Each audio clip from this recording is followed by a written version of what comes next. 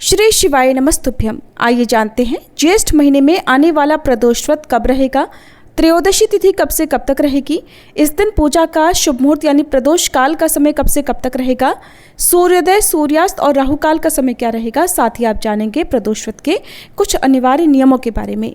इस बार त्रयोदशी तिथि 26 जून दिन शुक्रवार रात 10:23 से शुरू होगी और 27 जून शनिवार को रात 12:43 पर त्रयोदशी तिथि का समापन होगा। ऐसे में इस बार 27 जून शनिवार को शनि प्रदोष व्रत रखा जाएगा। सबसे विशेष बात कि इस बार का शनि प्रदोष व्रत इस साल का अंतिम शनि प्रदोष होगा।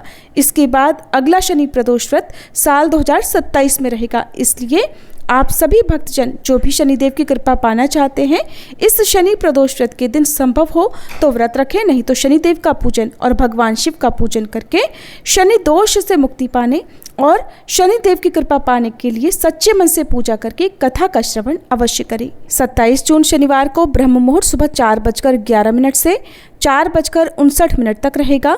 सूर्योदय होगा सुबह 5:47 पर, सूर्यास्त होगा शाम 7:12 पर।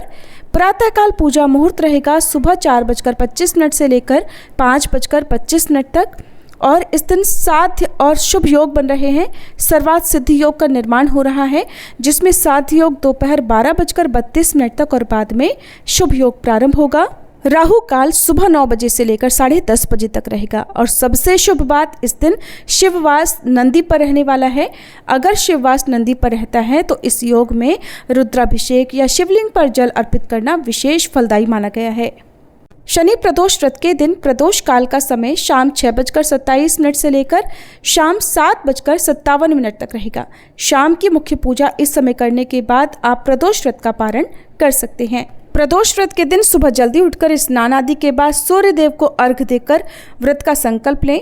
पूजा स्थल की अच्छे से सफाई करके भगवान शिव का पंचामृत और फिर जल से अभिषेक करें।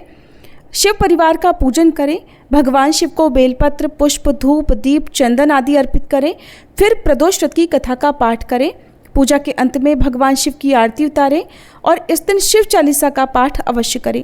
इसके बाद पूरा दिन उपवास रखें और शाम को प्रदोष काल में इसी विधि से एक बार फिर से पूजन करें। संभव हो तो आसपास के शिव मंदिर में जाकर ही शिवलिंग पर जल अर्पित करें। शाम के समय शनिदेव के मंदिर में जाकर शनिदेव को सरसों का तेल और काले उड़द, काले तिल अर्पित करें। शिव चालीसा और शनि चालीसा का पाठ करके मंत्रों का जाप करना चाहिए और इस दिन भगवान शिव को भोग में चूरमे का भोग या खीर का भोग अर्पण करके शनिदेव को भी मौसमी फलों का भोग अर्पण करना चाहिए।